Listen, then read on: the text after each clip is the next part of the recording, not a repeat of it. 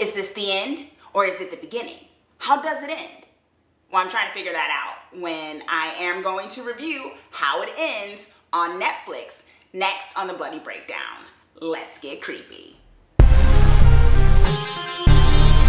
Okay, so Netflix recently dropped the apocalyptic thriller, horror, sort of maybe sci-fi film How It Ends recently. And basically it stars Forest Whitaker, Cat Graham, Theo James, and you know, a few other faces here and there. And basically the plot of this film is that some stuff goes down, and it focuses on a set of characters where basically all the power goes out, like everywhere. Something happens, no one knows quite what, but nothing seems to be working in terms of electricity and all types of other stuff. And basically a character named Will is trying to get back to, he's stuck in Chicago, he's trying to get back to his pregnant fiance Sam, who's stuck in Seattle. And basically he does this with her very strict and judgmental father, Tom, played by Forest Whitaker. So basically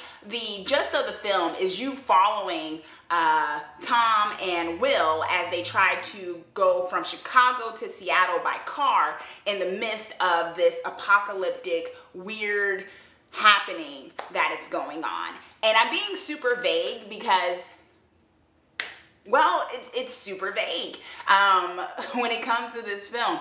Yeah, I'm trying to figure it out because it had its moments. There were moments in this film that I enjoyed, and then there were other moments where I was trying to figure out what was the point in some regards. And that, not necessarily saying it was a negative and like a totally negative movie, but it definitely had some shortcomings with it. But it also had some positives. So I want to get into the pros because I think it's good to stay positive and get into some positive things about this film first. One of the pros of the film was the special effects. This was a film where you could definitely tell that you didn't have to worry about when things went down in terms of like the power going out, some weird electric clouds happening above head outside, and the fires and everything. It wasn't weird jumbled CGI. They definitely put the budget to use in that regard. So when it had moments like that happening, it was actually some very cool effects, and I wasn't like, okay, on top of everything else, the CGI is horrible. No, the special effects were really cool when there was like weird snow and hail and things like that happening. It actually really worked very well. So it was a very good looking film. I think that's a plus because film is visual. I think a plus about this film was that it looked really good, and it almost, you know, you kind of are a little sad that it wasn't on the big screen in some of those moments, because some of those effects definitely probably could have been even more grandioso. Hope that's a word. I know that's not the best kind of pro to start out with a film. Oh, it looked nice. Because usually that means there's a lot of other stuff that didn't work for it, but it looked very nice. It was a lot of great cinematography. The acting, I really enjoyed. I mean, Forest Whitaker, this is one of the reasons why I wanted to watch the film, because he's such a powerhouse. He's such a presence on screen. And it's not such like a, you know, you have some actors where they just kind of chew the scenery. I mean, they're good, but they chew the scenery, and it's just kind of like, man, they are just a lot to deal with, even though they're a powerhouse. And Forest Whitaker has this way about him that is very subtle, and when he wants to play a menacing character, when he wants to play an intimidating character, he doesn't have to be yelling all the time or things like that. He does it in such a way where it resonates, where there's a certain danger underneath it too, or just a certain, you know, intimidation that's not overdone. Theo James actually held his own as well when it came to it as well, because, you know, this movie is very much dependent upon these two characters and them going cross country and kind of the chemistry they have, that is, you know, this tension underneath, but then them also trying to you know, get over to Sam. So that needed to work, and it did. It worked actually well enough that that chemistry was very good for the two of them. Cat Graham, full disclosure, this isn't really a spoiler. She's not in much of the film. I know she was touted as one of the big stars of it, and that's okay. It actually, her presence is felt in terms of the fact that her character is essentially why these two other characters go on this journey.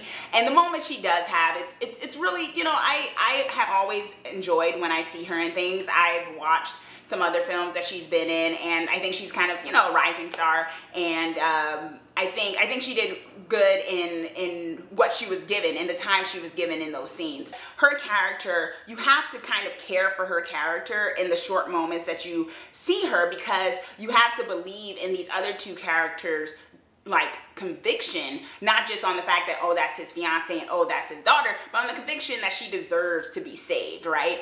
And that can be very hard if the character is obnoxious, or you're kind of like, okay, anyway. So, and she did, and when she was on screen, she made you sympathetic to her plot. And that's what I mean with the acting of this, of the film. Like, each of this film as a whole, it had its moment. Acting, sometimes if the plot is cool enough or whatever, you can ignore if the acting's bad, but sometimes you just can't. And in this case, I did not have to worry about that because the acting was super solid. Another pro of this, and this is just, and once again, not getting on my soapbox, but I think it's always good when a film has diversity, and not just diversity for diversity's sake, like we just threw in some people of color, yeah, pat us on the back. No, but like, you know, characters have agency, they have a motivation. I mean, already the obvious is Forest Whitaker and Kent Graham, and also those characters who are the main characters who are, you know, African-American people of color. But they also, one of the interesting things was that the film went to a Native American reservation, and you get, I mean, it's very short, but you kind of get a glimpse of the state of that particular reservation, and it touches, I mean, it doesn't get super political, but it gets into this idea of one of the characters, Ricky, who's really like this real cool woman character who can fix cars and whatnot, and kind of her journey, her agency. And it's short, it's not delved into completely, but it talks about her being this survivor, and she's not just there as a token, but she actually has like her own like motivations, her own kind of thought process. She's not just going along just to get along. Yay for representation. Another pro of this film was the beginning. I'm gonna say that because there's a con coming to this film, and you could probably guess what that is. So they did such a great job in establishing the small cast of characters in this world that we're dealing with. You know, Theo James's character of Will, who he is, how he loves his fiance, who Tom is, and his, you know, some of his, you know, issues, semi-alcoholic, a vet, but also very loving and protective of his family. You get these little glimpses in such a succinct way that the beginning was very strong, and it doesn't take long for things to basically pop off. And I think that's a really cool premise and a way to set up a film, the mystery, because I do think with horror, you don't want to show your hand completely. So I think when you first start off with the film, you do want to keep an air of mystery. Even if you go towards the end, maybe you want to keep an air of mystery. You don't want to have to, you know, some evil villain comes and gives you the whole exposition and their inner plot line. You don't always need that. And I think, at least for the beginning of this film, it did a good job in creating this mystery of what is happening here. We know how it started. How does it end? So now we're getting into the cons. One of the cons was the pace of this. When the beginning was very strong, and then suddenly it kind of lagged. But I think the pace was a little off, because there'd be moments where it's like really intense stuff would happen, and then there'd be moments, and not like, sometimes there'd be quiet moments that were needed, you know, the characters in the car driving, things like that. But then there would be moments like they were outside and just be like, yeah, there's like, what's going on exactly? Like, it'd be really intense, and then we'd have a moment of everyone's laughing, and it's like, what's so funny right now? Like, in that time, you just think it'd be a little bit more, a little bit more consistent.